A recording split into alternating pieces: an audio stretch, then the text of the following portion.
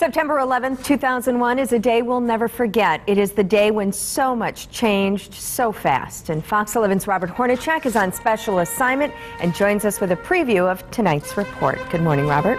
Good morning again, Rachel. If you think back to September 11th of 2001, you might recall that the skies were pretty clear around northeast Wisconsin. It was a very beautiful morning, and tonight we are going to focus on what that day meant for people then and what it means for people now 10 years later. If you remember, as I said, it was a beautiful day in northeast Wisconsin. That's the Brown County Courthouse from that day, but it all changed around 7:45 our time, 8:45 Central.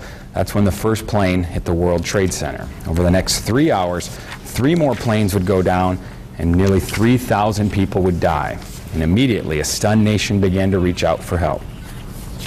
What's always really interesting, and it's a global reaction, is that when you have a disaster like this, people think about themselves, but they also think about other people. What can I do to help to try and return the situation to one of more certainty? Now, coming up tonight on Fox 11 News at 9, we'll talk with a firefighter who volunteered to work at Ground Zero, and we'll also talk about how the events of 9/11 helped inspire some folks around northeast Wisconsin to try to make sure that day is not forgotten. So that's tonight at 9. Everybody remembers something about that day. What do people remember most that you've heard? You know, I think most people are pretty similar in that regard. Everybody, it seems, remembers exactly where they were the moment they first found out. I remember I was getting ready for work that morning. Happened to be my wedding anniversary, saw it on the TV, like a lot of people. If you remember, the first plane crashed into the first tower about 7:45 our time, 8:45 Eastern. And that second one, you know, up until when that first one hit, a lot of people thought, oh, this is just an accident. It was a cargo plane, is what they said at first. At least that's how I reported it. Yeah.